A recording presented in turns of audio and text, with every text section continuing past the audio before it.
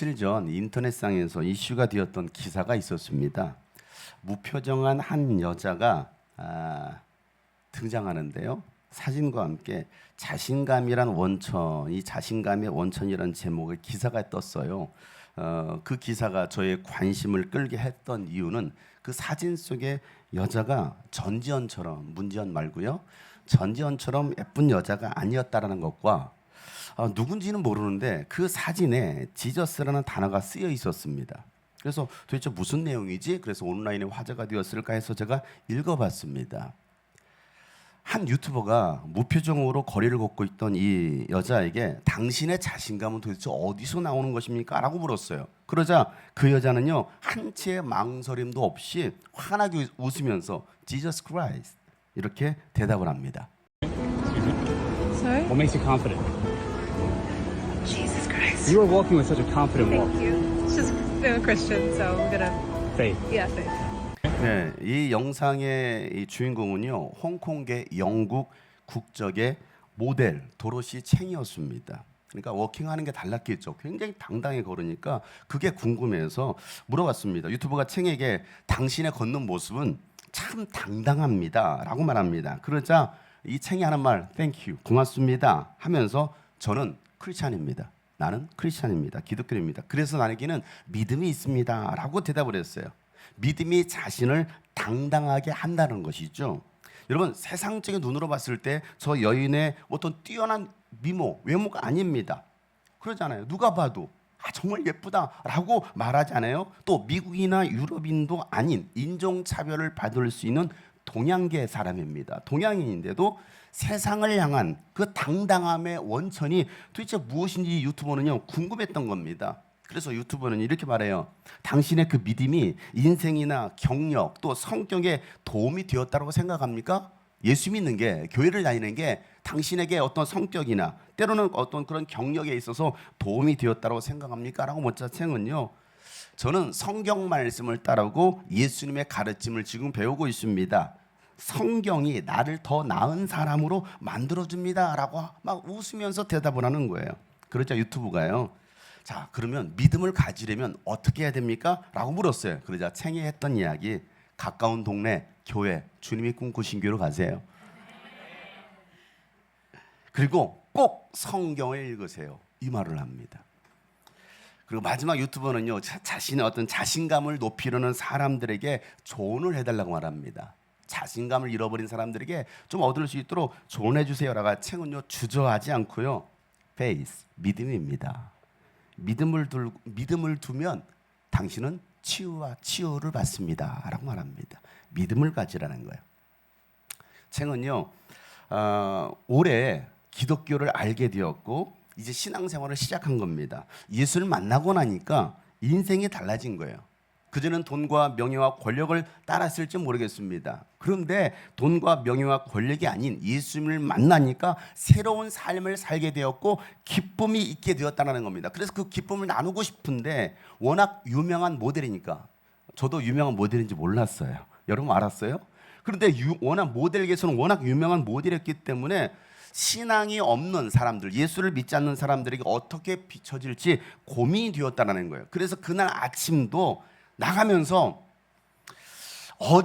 어디서든지 하나님을 찬양할 수 있는 담대함을 달라고 기도했던 거예요. 그리고 아침에 나갔는데 갑자기 유튜브가 당신의 자신감은 어디서 나옵니까? 라고 묻자, 하나님이 주신 기회인가? 그는 주저하지 않고 그냥 오직 예수 그리스도, Jesus Christ, 예수가 답이다 라고 고백한 거예요. 여러분, 연말 시상식 때 보면 유명 연예인들 가운데 그 수상 소감을 말하면서 모든 영광 하나님께 올려드립니다 라고 고백하는 그런 연예인들 여러분 간혹 보게 됩니다. 그리고 또 어떤 자매는요, 담대하게 예수 그리스도의 보혈을 찬양합니다 라고 말합니다. 예수 그리스도의 보혈을 담대하게 선언하고 찬양하는 그런 연예인들을 우리는 가끔 봐요. 여러분, 그 자리 서기까지 하나님께서 그들의 삶을 인도해 주시다는 겁니다. 모든 사람 앞에 당당하게 신앙 고백하는 그 연예인들을 볼 때 참 멋있지 않습니까? 여러분의 당당함은 어디서 나옵니까? 주머니에 있는 돈 없다고요? 여러분, 어디서 나와요? 그 원천이 뭐예요? 여러분의 당당함 술이에요? 술 기운에 여러분 당당함이 나옵니까? 아니면 권력입니까? 돈입니까? 명예, 학벌, 내가 대단한 학벌, 아니면 여러분 태어난 출생지, 가문, 주목인가요? 아니면 저처럼 외모인가요? 봄이 너 왜 자꾸 비웃냐? 사람들은요 이러한 것들에서 당당함이 나온다라고 생각합니다. 그래서 자신을 행복하게 하고 또 당당하게 할 그 파랑새를 찾기 위해서 정말 열정을 쏟기도 합니다. 그런데 그렇게 파랑새를 찾은 듯 하지만요 그 파랑새 금방 또 날아가 버려요. 그래서 또 허무해지고 그 허무함을 채우려고 또 다른 뭔가를 또 찾고 있습니다. 여러분 슬기로운 삶을 살기를 원한다면요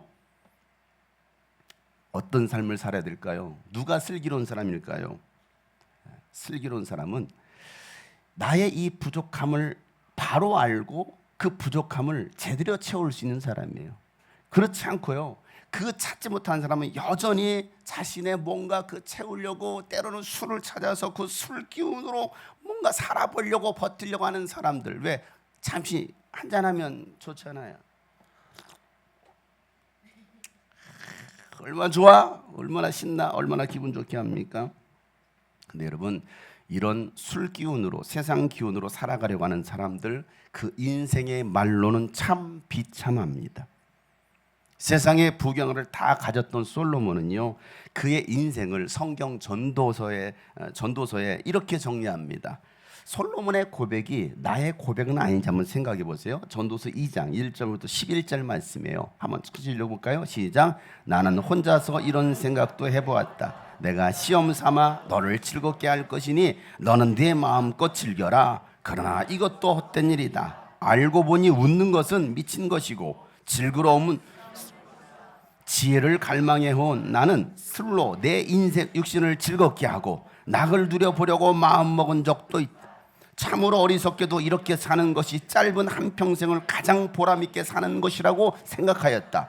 나는 여러 가지 큰일을 성취하였다. 궁전도 지어보고 여러 곳에 포도원도 만들어 보았다. 나는 정원과 과수원을 만들고 거기에 온갖 과일나무도 심어 보았다. 나무들이 자라나는 숲에 물을 대려고 여러 곳에 저수지도 만들어 보았다.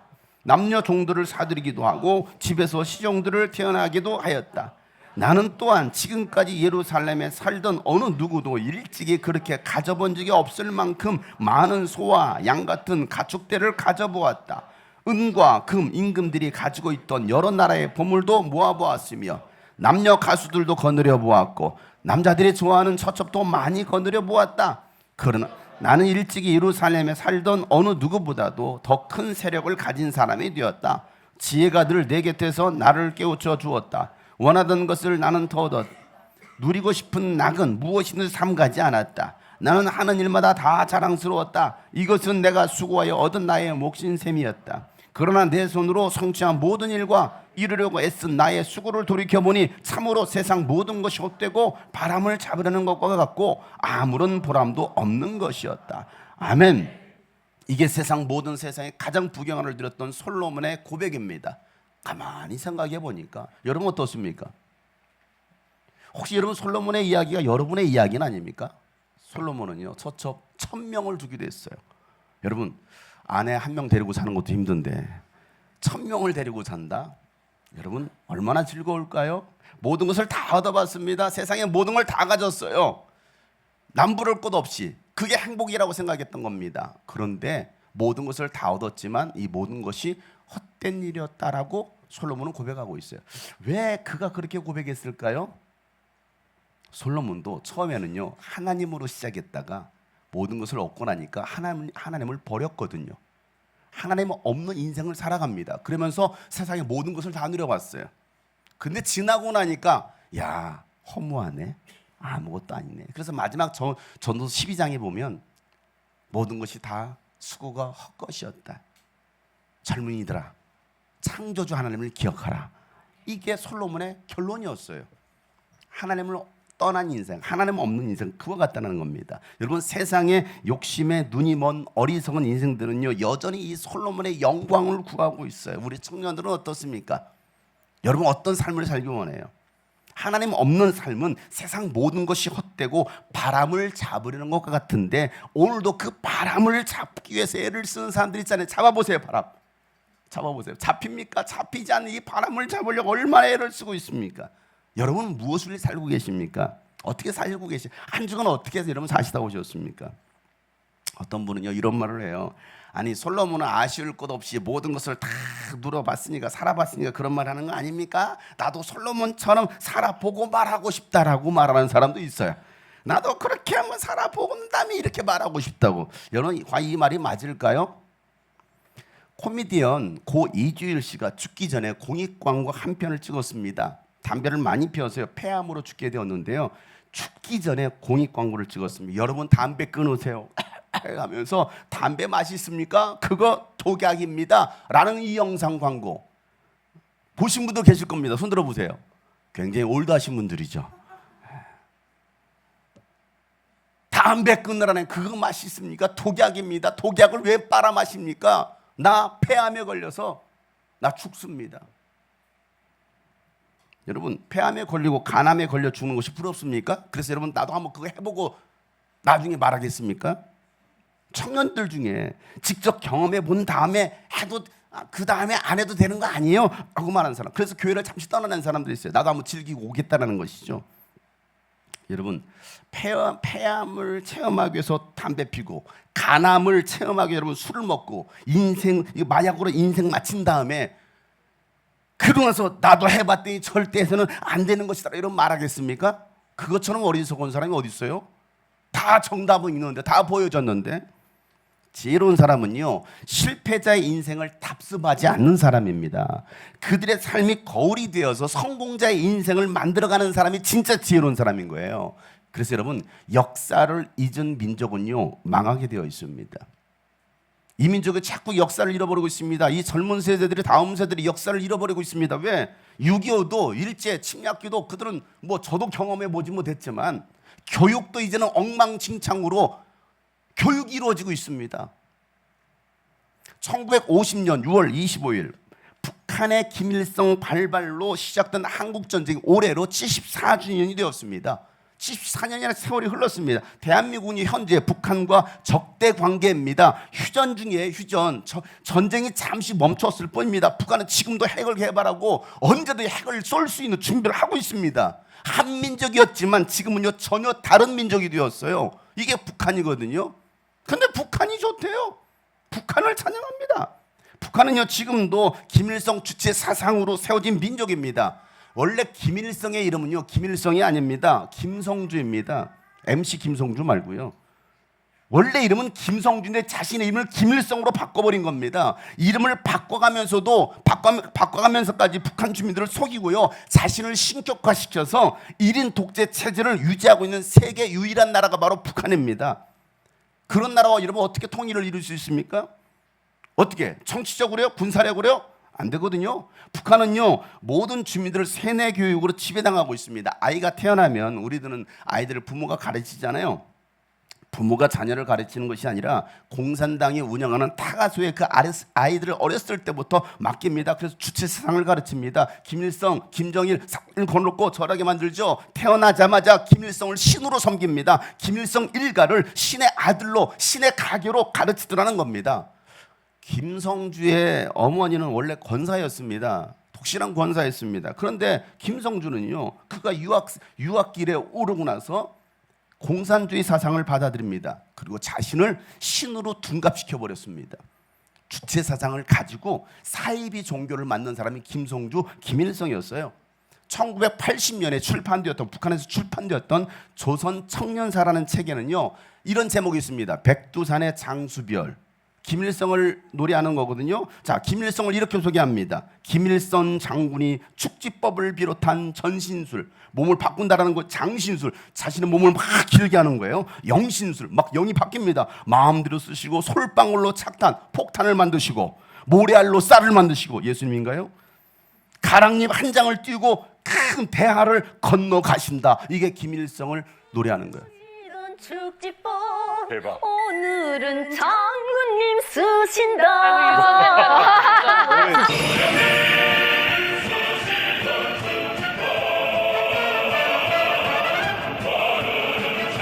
김일성 수령이 쓰시던 축지법을 이제는 김정일 장군이 쓴다라는 거예요.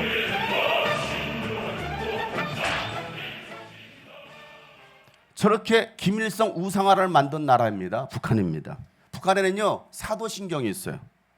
사도신경. 전능하사 당과 인민을 영도하시는 김일성 주석을 내가 믿사오며 그 외아들 김정일 동지를 내가 믿사오니 이는 공산당으로 잉태하사 미제국주의자들에게 박해를 받으시고 저리로부터 인민을 해방하러 오시리라. 이게 그들이 외우는 사도신경입니다. 자, 김정은에 대해서는 지금 김정은에 대해서는 이렇게 가르칩니다. 3살 때 총을 쏘았고 9세 때는 3초 내 10발의 총탄을 쏘시며 목표를 다 명중시키고 100% 통구멍을 냈다. 사격 선수들도 명중 사격과 속도 사격에서 원수님을 따르지 못한다. 3살 때부터 운전을 시작해 6살도 되기 전에 구비와 경사지가 많은 비포장도로를 몰고 질주했다. 9살 때는 방북한 외국 요트 회사 사장과 직접 요트 경기를 치러 김정은이 이겼다. 어마어마한 김정은. 이게 김일성, 김정일, 김정은 가문입니다, 여러분. 여러분, 주체사상으로 물던 이 북한 땅의 주민들은요 먹을 것이 없어서 굶어 죽어가고 있어요. 그리고 그렇게 백성들은, 인민들은 고통을 당하고 있는데요. 당은요, 김일성 일가는요 이 주체사상을 유지하기 위해서 550억을 들여서 김일성, 김정일 이 동상을 만들었습니다. 그리고 모든 마을마다 수백 개의 이 김일성 동상을 만들고요. 김일성이 창시한 영생불멸의 주체사상의 이 위대성을 길이 전하기 위해서요. 미국 워싱턴 기념탑보다도 높은 170m의 불멸의 김일성 주체사상탑을 만들었습니다. 그리고 기네스북에 등재까지 했습니다. 세계에서 가장 높은 탑입니다. 여러분, 북한은요 정치적으로 통일할 나라가 아닙니다. 오직 예수 그리스도 복음으로 통일해야 될 나라입니다. 이런 복음이 아니고서는요 절대 이 남과 북은요 통일을 이룰 수가 없습니다. 이제 전쟁 끝났다라고 선언할 때가 아니고, 통일 말하지만 절대 통일이 될 수 없는 그런 지금 나라의 구조를 가지고 있어요. 이런 복음밖에 없습니다. 복음 통일로 이루어질 수 있도록 기도하시기를 바랍니다. 아담 이후 하나님을 떠난 인생들은요 이 영적인 이 빈자리를 하나님이 아닌 이 육신의 것들로 채우려고 했어요. 그러다 보니까 저런 김일성 주체 사상도 나오는 거예요. 신천지 이만희도 나오는 거예요. 그러면 그럴수록 영혼은 어떻게 됩니까? 공고해지거든요. 왜? 영적인 존재니까. 참 만족이 없기 때문에. 그래서 여러분, 그 곤고함을 채우기 위해서 타락한 인간은요 더 자극적이고 하나님의 창조의 원리에서 벗어난 일들을 행하며 살아가려고 합니다. 왜? 그것이 나를 만족하게 한다고 생각하는 거예요. 하나님의 존재를 알면서도 하나님을 인정하기 싫은 겁니다. 하나님이 이미 만물을 통해서 하나님의 전지전능하심을 다 보여주셨습니다. 이 만물을 보고서로 나를 믿으라는 거예요. 그러나 그들은 하나님을 인정하지 않으려고. 로마서 1장 20절부터 보면 이 세상 창조 때로부터 하나님이 보이지 않는 속성, 곧 그분의 영원하신 능력과 신성은 사람이 그 지으신 만물을 보고 깨닫게 되어 있다는 겁니다. 그러므로 사람들은 핑계댈 수 없다는 겁니다. 하나님이 어디 있어? 핑계댈 수 없다는 겁니다. 그런데 사람들은 하나님을 알면서도 하나님을 하나님으로 영원롭게도 하지 않고 감사를 드리기는커녕 마음이 뭐에서요? 생각이 허망해지고 그들의 지각 없는 마음이 어두워졌다는 겁니다. 그래서 사람들은 스스로 지혜 있다라고 주장하면서 얼마나 똑똑한 척하면 여러분 진화론을 주장하면서 여러분 이 창조를 여러분 반대하고 하나님을 인정하지 않으려고 하잖아요. 실상 어리석은 사람이 되었다는 겁니다. 그들은 썩지 않는 하나님의 영광을 썩어 없어질 사람이나 새나 네발 짐승이나 기어다니는 동물의 형상으로 바꿔 놔버렸습니다.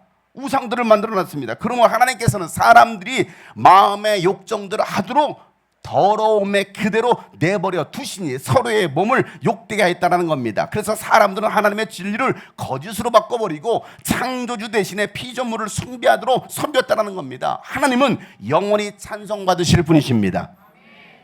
하나님은 이런 까닭에 하나님께서는 사람들을 부끄러운 정욕대로 내버려 두셨는데, 여자들은 남자와의 바른 관계를 바르지 못한 관계로 바꾸고, 또한 남자도 이와 같이 여자와의 바른 관계를 버리고 서로 욕정에 불탔으며 남자가 남자와 더불어 부끄러운 짓을 하게 되었다는 거예요. 이게 뭡니까? 동성애입니다.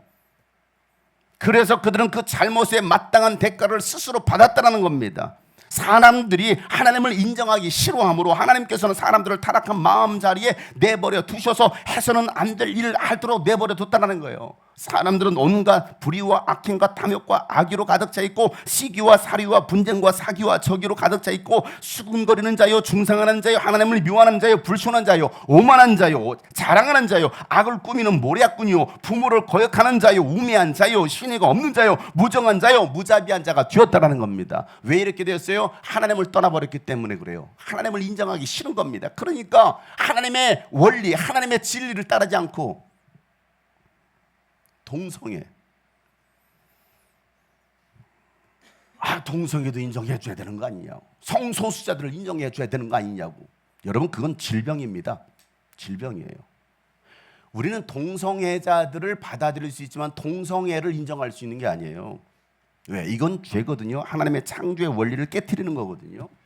그런데 이거 인정하는 애요. 오늘 교회에서도 그걸 인정하자라고 말하는 사람들도 있습니다. 그런 목사들도 있고요. 동성애자를 주례주면서 축하해주는 그런 목사들도 있습니다. 우상숭배, 자신을 신격화하는 그 우상화, 공산주의, 온갖 불의와 악행과 불순종, 이 모든 것들은 다 하나님을 떠난 결과라는 거예요. 하나님께로부터 온 것이 아닙니다. 그래서 요한 1서 2장 15절부터 17절 말씀이 이렇게 기록되어 있습니다. 다 같이 한번 읽어보겠습니다. 시작. 여러분은 세상이나 세상에 있는 것들을 사랑하지 마십시오. 누가 세상을 사랑하면 그 사람 속에는 하늘 아버지에 대한 사랑이 없습니다. 세상에 있는 모든 것, 곧 육체의 욕망과 눈의 욕망과 세상 살림에 대한 자랑은 모두 하늘 아버지에게서 온 것이 아니라 세상에서 온 것이기 때문입니다. 이 세상도 사라지고 이 세상의 욕망도 사라지지만 하나님의 뜻을 행하는 사람은 영원히 남습니다. 아멘. 여러분의 자랑거리, 육체의 욕망, 육체의 욕심, 또 눈의 욕망, 세상 살림살이에 대한 자랑거리.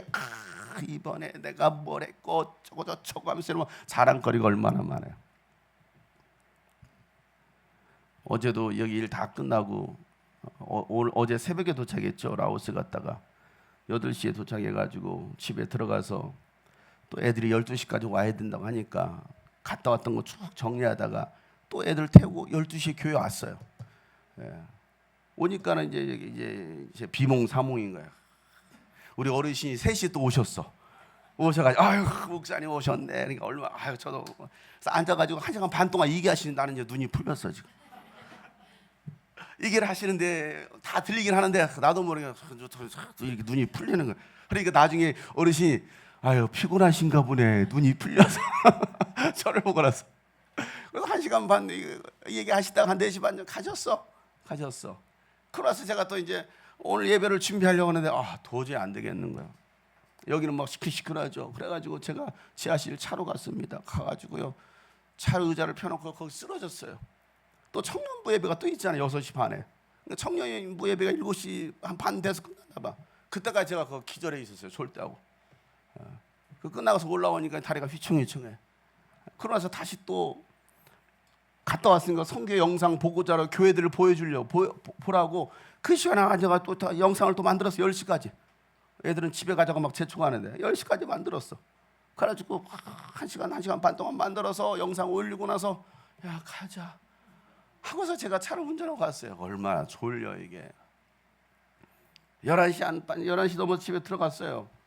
이제 또 씻고 나서 또 오늘 예배를 또 준비해야 되잖아요. 이게 준비가 됩니까? 준비가 안 돼. 앉아가지고 한 줄 쓰고 눈이 풀렸어. 그리고 잠시 누웠는데 6시까지 누워 있었어요. 6시까지. 잔 것도 아니고 누워 있었어요. 이렇게 6시까지. 그러고 일어나가지고 7시에 또 출발해야 한다니까 7시에 나왔어요. 나오는데 차가 시동이 안 걸리네. 사실은 전날 알았어요. 다 내려주고 주차를 하려고 차가 꺾어 가더라고요. 숨 넘어가는 거 있잖아요. 심장 넘어 꺾어. 이거 이상하다. 기다려봤어. 얘가 언제 죽나. 근데 얘가 그릉 하고 있더라고요. 그래서 시동을 껐어. 그리고 켰더니 시동이 안 걸리는 거야. 또 사망했어. 1달 반 만에. 아침 7시에 출발해야 되니까 전화했죠. 보험사에 전화해서 이런 상태다. 레카차를 불러달라. 나는 군포에 가야 된다. 난 군포에 와야 되잖아요. 예? 왜? 오늘 예배가 있는데 여러분 제가 오늘 못 갑니다. 할 수 없잖아요. 제가 피곤해서 오늘은 못 가겠습니다. 그럼 말할 수 없잖아요. 예? 적어도 목사인데 오늘 아침에 아들을 막 깨우는데, 우리 아들 말고 아들을 막 깨우는데, 엄마가 아들을 깨우는데 막 조금만 더 자고 조금만 더 자고 막 그런 거야. 일어나야지, 오늘 주일에 빨리 가야지. 조금만 더 자면 안 돼, 안 돼, 빨리 일어나. 나 가기 싫은데 왜? 그 집사 속도석이고 그 집사 보면 짜증이 나고 오늘 교회도 가고 싶다. 계속 때를 쓰더라는 거예요. 그러니까 이 엄마가, 야, 넌 그래도 가야 돼. 너 목사잖아.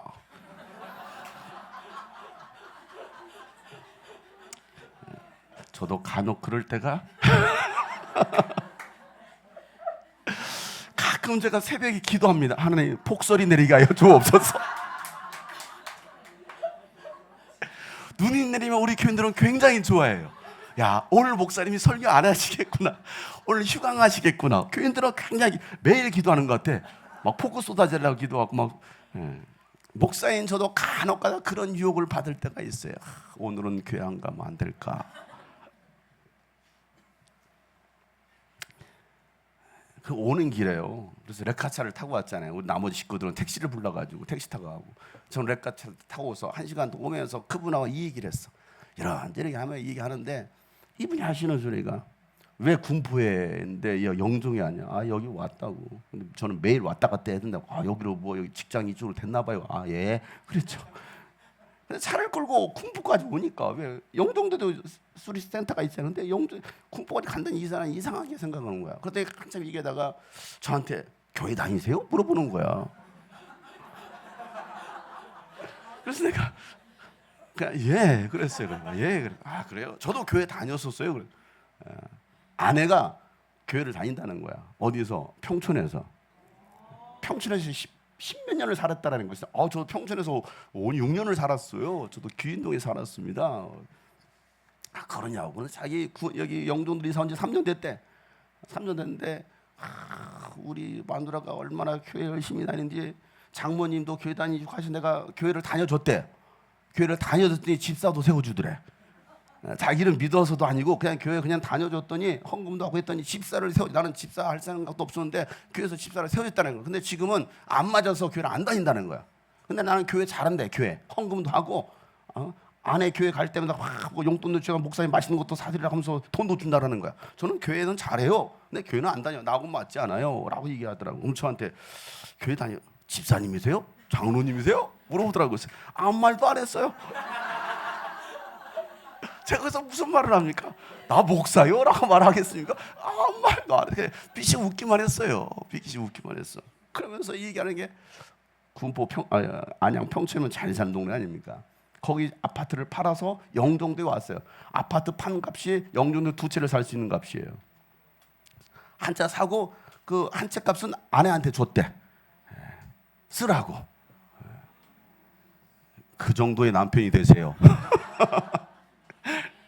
그러니까 이분은 부족할 게 없어요. 부족할 게 없어. 뭐 돈이 부족합니까? 뭐가 부족합니까? 그런데 예수님 없는 거야. 예수님 없는 거야. 나는 그분과의 짧은 시간이었지만 대화하면서 저한테 그러면서 이거 폐차시키고 차 한 대 사세요. 나한테 그러더라고요. 차 한 대 사세요. 아닙니다. 아닙니다. 고쳐 또 써야죠. 돈 들어가니까 그냥 한 대 사는 게 훨씬 속도 편하고 사세요. 아닙니다.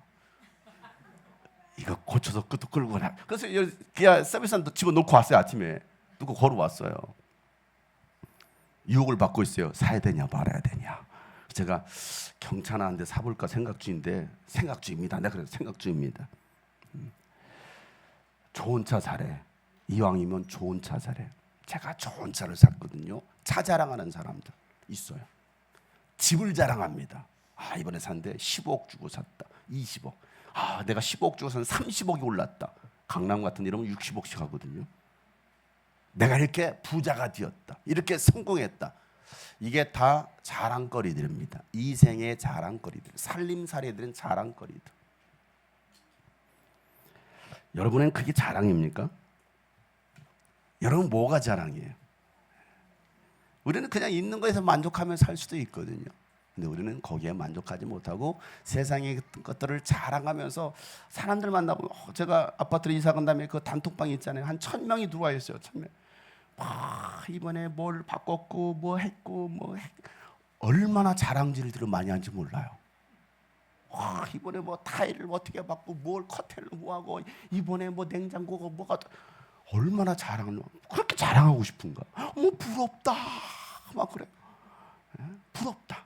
아니 그 앞에 있는 아파트를 오히려 또 부러워해요. 그 앞에 있는 서한이담이거든요. 서한이 다음 누구야? 예안이야, 유란이야. 서한이 다음 아파트 여기 서한이 다음 유란이 아파트가 거기 세워졌어요. 근데 그거 부러워하는 거야. 저 아파트는 분수대가 좋대. 분수를 할라. 우리도 분수대가 있어요. 근데 저기는 조경이 좋대. 사람들은 그게 부러울까요?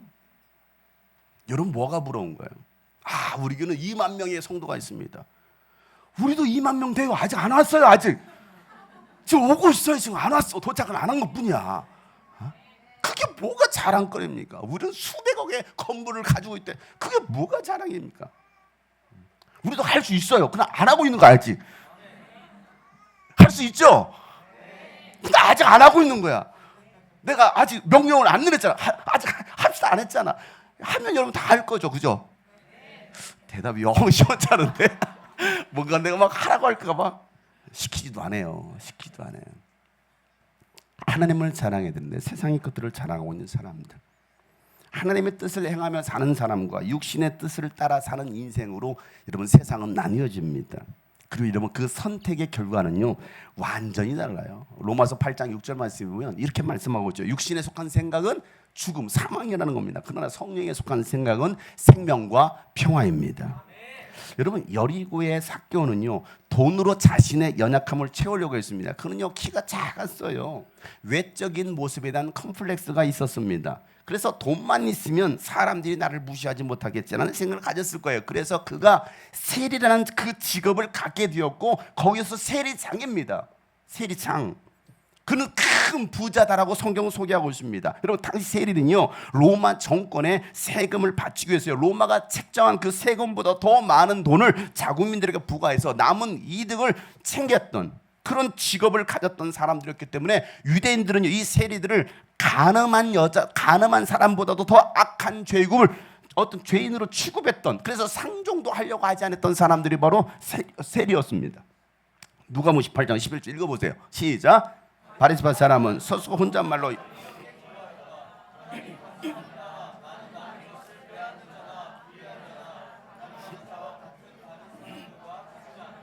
더구나 이 세리와는 남의 것을 빼앗거나 가늠하거나 아니 이 세리보다는 더 같지 않습니다. 얼마나 무시하고 있습니까?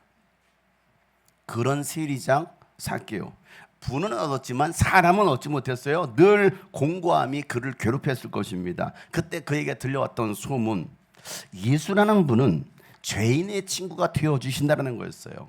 그래서 삭개오는 예수님 만나면 진짜 행복을 찾을 수 있을까라는 생각을 했겠죠. 근데 그의 간절한 바람대로 정말 예수님이 여리고에 지나가신다라는 거였습니다. 삭개오는요 사람들을 피해서 왜 끼워주지도 않을 건데 그래서 뽕나무에 올라가서 예수님 막 기다리고 있습니다. 예수님 보고 싶어가지고 예수님은 그 마음을 아시고 삭개오를 찾아오십니다. 그리고 그 이름을 불러주십니다. 삭개오야 내려오너라. 오늘 내가 너의 집에 들어가겠다라고 말씀하시는 거예요. 오늘 밤 내가 너의 집에 묵겠다. 여러분 예수를 만난 삭개오의 인생이 달라졌어요. 지금까진 다른 사람이 피해를 보더라도 자신의 유익을 위해 살았던 사람입니다. 그것이 죄라는 것도 깨닫지 못했어요. 그런데 이제는 깨닫게 된 거예요. 그리고 회개합니다. 움켜쥐려고 했던 그 모든 돈들, 빼앗았던 모든 것들 내가 4배나 갚겠나이다 하면서 이제는 새로운, 이전과는 전혀 다른 새로운 삶을 살아가게 됩니다. 누가복음 19장 8절 말씀에 읽어보세요. 시작. 삭개오가 일어서서 주님께 말하였다. 주님 보십시오. 내 소유의 절반을 가난한 사람들에게 주겠습니다. 또 내가 누구에게서 강제로 빼앗은 것이 있으면 4배로 하여 갚아 주겠습니다. 아멘. 내 재산의 절반을 팔아서 가난한 사람들을 나눠주겠다는 거예요. 쉽습니까? 돈이 인생의 전부가 아니라는 것을 이제는 깨닫게 된 겁니다. 참 행복을 주는 것은 돈이 아니라 예수님입니다. 그 사실을 깨닫고 나니까 돈이 더 이상 필요치 않아요. 사마리아의 한 여인은요 아무도 다니지 않는 가장 더운 낮 12시에 야곱의 우물토로 물길러 나옵니다. 그곳에서 예수님 만나죠. 예수님께서 그 여인에게 여인아 내게 물을 좀 달라 라고 말씀하십니다. 사마리아 여인은요 유대인 남자가 말을 거는 것을 이상하게 생각해요. 왜? 유대인들은요 사마리아 사람들도 이 사마리아 사람 상종도 하지 않았어요. 그런데 유대인 남자가 말을 건 거예요. 여인아 물을 달라. 당신은 유대인으로서 이상하네. 그러자 예수님이 야 물을 달라 네가 누구인지를 알았다라고 하면 너는 나에게 생수를 구했을 것이다 라고 말씀하십니다. 여인은요 더 황당한 거예요. 헐 당신이 누군데? 당신이 뭔데? 그런데 이 여인의 답변은 오히려 더 황당해요. 자 뭐라고 답변했는지 보세요. 11절인데 요한복음 4장 11절 읽어보세요. 시작. 선생님 물기를 그릇도 없고 이 우물은 깊은데 어디서 그런 생수를 구한단 말씀입니까? 자, 이 말씀 보세요. 이 여인은 물기를 그릇도 없는데 뭐가 없어요? 뭐하러 왔는데? 물길러 왔는데 여기에 뭐가 없어요? 물기를 그릇도 없고 우물은 깊은데 어디서 생수를 구할 수 있겠습니까? 라고 말했습니다. 이 여자는 이 우물가 왜 왔을까요? 여러분은 교회 오늘 왜 왔을까요? 점심 먹으러. 학생들은 학교를 왜 갈까요? 가방을 메고 갔는데 공부할 책은 하나도 안 가져왔어. 왜 갔을까요?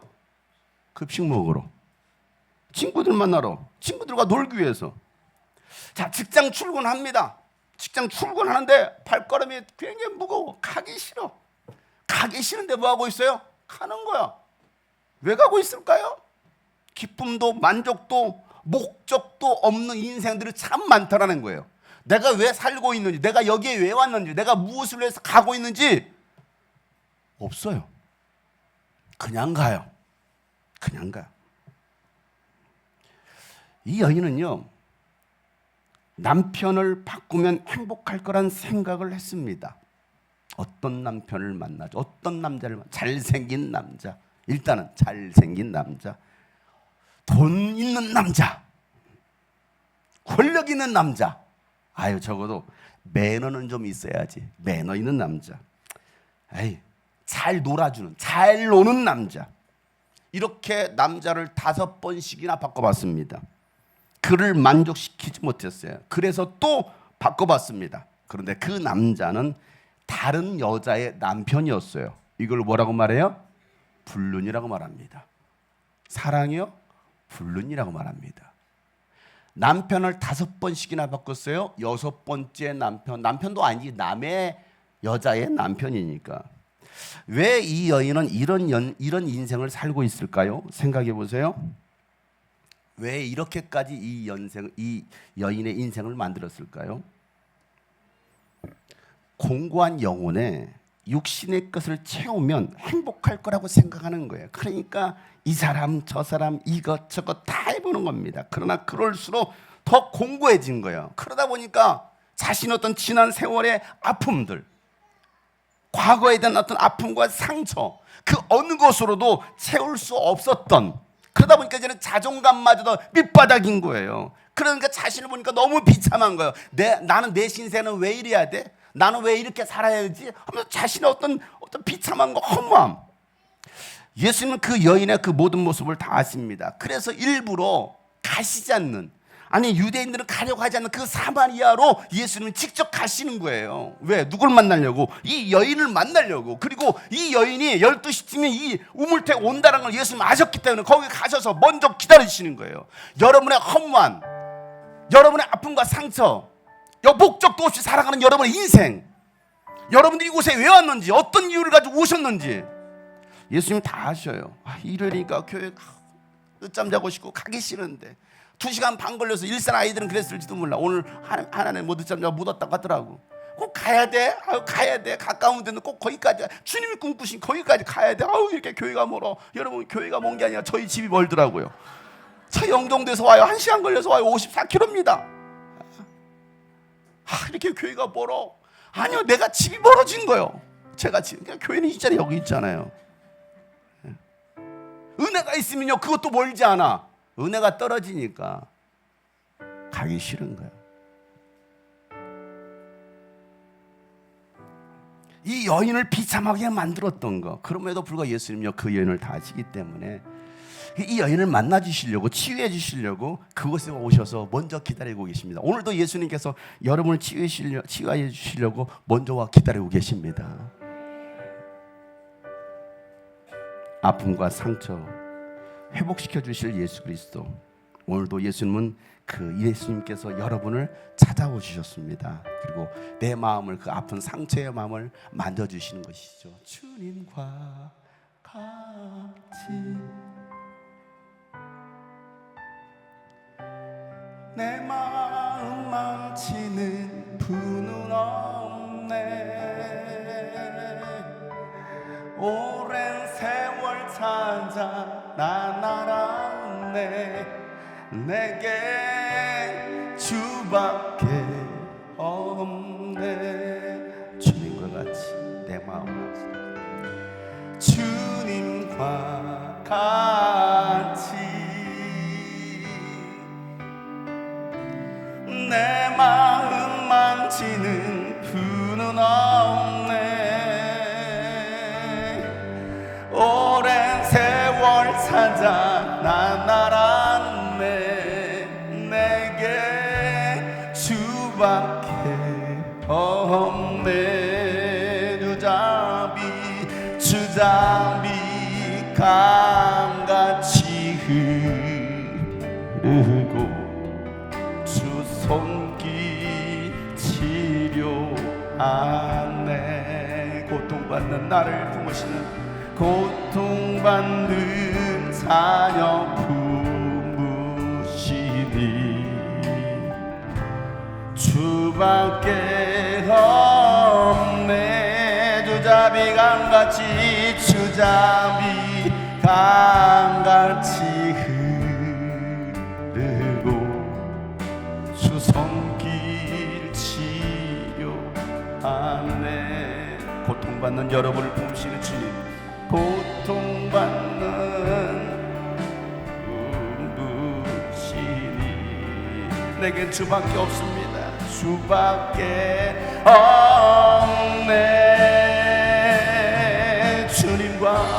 주님과 같이 내 마음 만지는 분은 없습니다. 내 마음 만지는 분은 없네. 여러분 더 이상 방황하지 마세요. 방황을 끝을 내세요. 주님 앞에 나오세요. 주님께로 돌아오세요. 내게 주밖에 오랜 세월 찾아 이제서야 알았습니다. 주님 오랜 세월 찾아 난 알았네. 내게 주밖에 없네. 여러분 오랜 세월의 방황을 끝을 내시고 예수님께로 나오는, 예수님 만나는 여러분의 인생이 되기를 축복합니다. 종교적 열심을 가졌던 사울이라는 청년은요, 길리기아 다소 출생으로서 로마 시민권을 가진 유대인 중에 유대인이었습니다. 바리새인 중에 바리새인이었고 가말리엘 문화생으로서 율법의 어른은요 흠잡을 데가 하나도 없는 그 시대의 완벽남이었습니다. 그런 남자 어디 있어? 부족한 것 하나도 없다라고 생각했던 그가요, 부활하신 예수를 만나고 나니까 부족한 것 투성이네. 그래서 이제는 자신의 연약함을 자랑하면서 복음을 전하는 자로 살게 됩니다. 여러분은 무엇으로 여러분을 포장하고 계신가요? 예쁜 옷인가요? 뭔가요? 화려함인가요? 무엇으로 여러분을 예쁘게 포장하십니까? 저도 예쁘게 포장하려고 라오스 가서 머리를 깎았어요. 2,000원 주고 깎았어요. 저는 해외 나가면 꼭 그 현지인이 되고 싶어가지고 현지인 스타일로 머리를 깎아옵니다. 앞모습은 한국이지만 뒷모습은 라오스예요. 저는 일부러 그래요. 일부러. 왜 자꾸 아빠는 이상해져서 오냐고 자꾸 우리 애들이 그래. 해외만 나갔다 오면 이상해져서 온다고. 괜찮아. 현지인이 되는 것이지. 선교사들도 이 나라에 와서, 조선 땅에 와서 조선인처럼 살려고 했는데, 우리는 자꾸 세상의 것들로 화려함으로 자신을 포장하려고 하잖아요. 그 속은 텅 비어 있는데, 속은 썩을 대로 다 썩어 있는데 그것도 모르고 이러면 살아가고 있는 얼마나 많은 사람들이 있습니까? 여러분 무엇으로 포장하십니까? 예쁘게 뭘로 포장하려고 그래요? 성경은 이렇게 말합니다. 요한계시록 3장 17절 말씀 보면 너는 풍족하여 부족한 것이 없다, 조금도 없다라고 생각하지만 실상은 너는 비참하고 불쌍하고 가난하고 눈이 멀고 벌거벗었다라고 성경은 말하고 있잖아요. 그게 오늘 나의 모습은 아닐까? 사울 청년이 그랬다고요. 완벽남이었습니다. 부족한 거 하나도 없었습니다. 그런데 예수를 만나고 나니까 아, 이게 다 쓸데없는 것들이었네. 나는 왜 이렇게 초라하지? 나는 왜 이렇게 비참하지? 부활하신 예수를 만나고 인생의 참 기쁨이 오직 복음 예수밖에 없음을 바울은 고백합니다. 그리고 복음이 기쁜 소식임을 전하면서 오직 의인은 믿음으로 말미암아 살리라. 이게 오늘 바울의 고백. 오늘 읽었던 로마서 1장 16절부터 17절 이게 본문 말씀이에요. 다 같이 읽어보시죠. 시작. 나는 복음을 부끄러워하지 않습니다. 이 복음은 유대 사람을 비롯하여 그리스 사람이 이르기까지 모든 믿는 사람을 구원하는 하나님의 능력입니다. 하나님의 의가 복음 속에 나타납니다. 이 일은 오로지 믿음의 근거에 일어납니다. 이것은 성경에 기록한 바 의인은 믿음으로 살 것이다 한 것과 같습니다. 아멘. 나는 복음을 부끄러워하지 않습니다. 오히려 나는 복음을 자랑합니다 라고 말했던 바울. 그런데 오늘날 예수 믿는 사람들은 복음을 부끄러워하고 있어요. 복음을 자랑하지 않습니다. 십자가의 복음을 자랑하지 않아요. 오히려 부끄러워합니다. 교회 다니는 게 뭐가 부끄러워요? 예수 믿는 게 뭐가 부끄럽다고? 왜 떳떳하게 당당하게 말하지 못합니까? 너는 내 여자라고, 너는 내 남자라고 왜 당당하게 말을 못합니까? 미안해요. 나 예수 믿는 사람이라고. 장로님이세요? 집사님이세요? 말하지 않았어요. 목사라고 말하지 않았어요. 느끼나 봐요. 아, 이 사람 예수 믿는 사람인가? 세상 사람이 여러분을 볼 때 예수 믿는 사람으로 보여집니까? 예수 믿는 사람들은 보여집니까? 우리 어르신이 저를 처음 만나고 나서 저한테 그러다가 목사님은 목사님 같지가 않아요 그러더라고. 그래서 내가 고맙다고 했어요. 목사님으로 봐주지 않아서 너무 고맙다라고 했어요. 목사님 같지 않은데 친근한 동네 옆집 아저씨 같은 사람, 정말 좋은 일하고 정말 착한 일하는 정말 좋은 아저씨 같다고. 그럼 제 손을 잡고 우시더라고. 그리고 나중에는 목사님이시니까 이런 일을 하시지 진짜 목사님 같아요. 목사님 같지 않다며. 근데 진짜 목사님 같아요. 여러분 복음을 부끄러워하십니까? 복음을 자랑하십니까? 복음은 기쁜 소식입니다. 여러분 무엇이 기쁜 소식입니까? 부자가 되고 자기가 바라는 거 다 이루어진 것이 여러분 기쁜 소식입니까? 아니에요. 가난한 자나 부한 자나 병든 자나 건강한 자나 누구나 예수님 앞에 나오기만 하면, 남자나 여자나 어린아이나 나이 든 사람 누구든지 예수 앞에만 나온다면 구원받는다라는 거.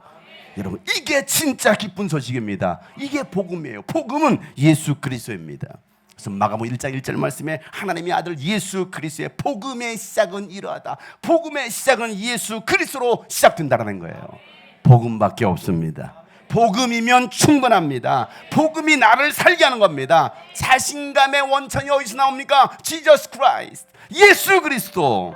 당당하게 외칠 수 있는 저와 여러분 되기를 주의 이름으로 축복합니다. 여러분 자신감의 원천이 어디서 나온다고요?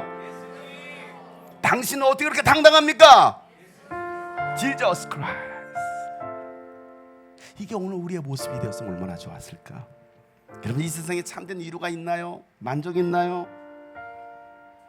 오직 예수밖에 없습니다. 이렇게 고백합시다. 이 세상에 참된 위로 없으니 위로입니다. 이 세상에 참된 위로 없으니, 이 세상에 참된 위로 없으니 예수만이 위로입니다. 이 세상을 우리 떠나갈 때에, 이 세상을 우리 떠나갈 때에 복음만이 소망입니다. 복음만이 소망입니다.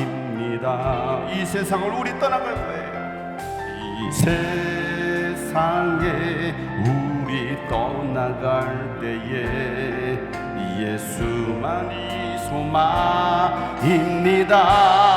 복음 안에 복음 안에 소망 있네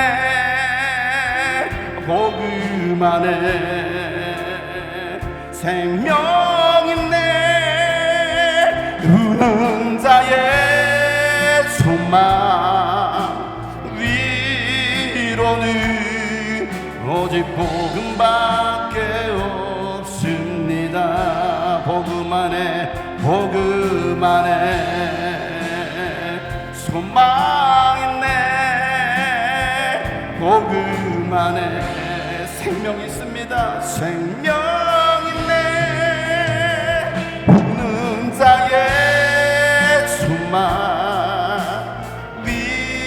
위로는 오직 복음밖에 없습니다 이 세상에 참된 위로 없으니 복음만이 위로 그렇습니다 오직 복음만이 예수만이 위로가 되십니다 이 세상에 참된 위로 없으니 예수만이 위로입니다 이 세상을 우리 떠나갈 때에 이 세상을 우리 떠나갈 때에 복음만이 소망입니다 이 세상을 우리 떠나갈 때에 이 세상에 우리 떠나갈 예수만이 소망입니다 예수만이 소망입니다 복음 안에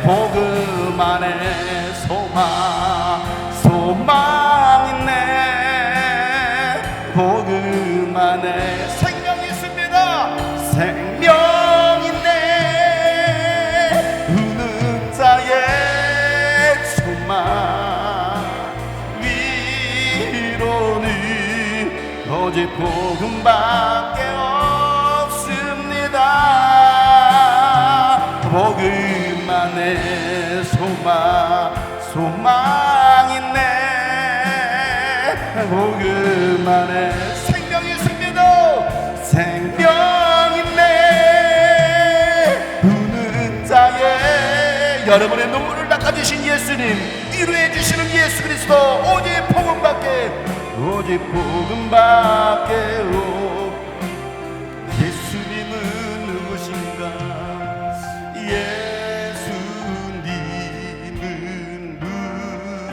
누구신가 자의 강함과 눈먼 자의 병든 자의 고치 죽은 자의 부활 되시는 죽은 자의 부활 우리의 생명 되십니다 우리 생명 복음 안에 소망 있네 복음밖에 없습니다 여러분 우는 자의 소망 되신 예수 그리스도로 나오세요 오늘도 주님은 여러분을 만드시고 여러분을 치유하십니다 오직 복음밖에 없습니다 복음 안에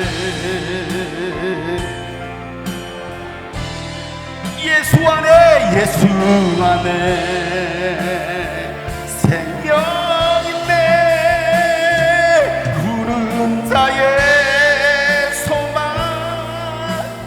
위로는 오직 그렇습니다 나에게는 복음이 필요합니다 다같이 간절하게 일부가만 기도합니다 하나님 아버지요 나에게 필요한 것은 돈이 아니라 세상의 것들이 아니라 예수요 복음이 필요한데 소망 있네 복음 안에 생명 있네 우는 자의 소망 위로는 오직 오직 복음밖에 없으니 복음 안에 복음 안에 소망 있네 복음 안에 생명 있네 부른 자의 소망 위로니 오직 복음밖에 없습니다. 부는 자의 소망 위로니 오직 복음밖에 우는 자의 소망 되신 예수 그리스도 우는 자의 소망 위로니 오직 복음밖에 오직 복음밖에 없습니다. 오직 복음밖에 없습니다. 내게 복음밖에 없습니다. 내게 복음밖에 없습니다.